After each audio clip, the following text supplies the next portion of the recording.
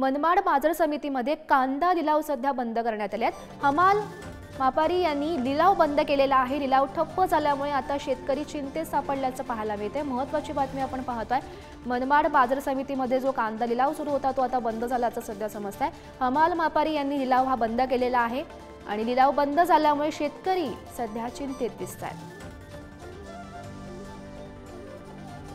तर हमाल आणि व्यापाऱ्यांनी हा लिलाव बंद केलेला आहे आणि हा लिलाव बंद झाल्यामुळे आता शेतकऱ्यांची कोंडी झाल्याचं पाहायला मिळतंय।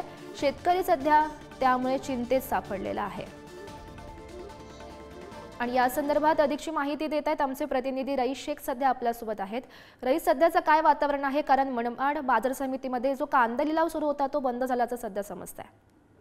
गौरी, हमाल व्यापारी यांनी जी तोलाई कापली जाते शेतकऱ्यांकडून ते चेकने द्यावे या मागणीसाठी व्यापाऱ्यांशी संवाद साधला, पण व्यापाऱ्यांनी त्या नकार दिल्यामुळे हमाल आणि व्यापाऱ्यांनी लिलाव बंद पाडत काम बंद आंदोलन सुरू केले।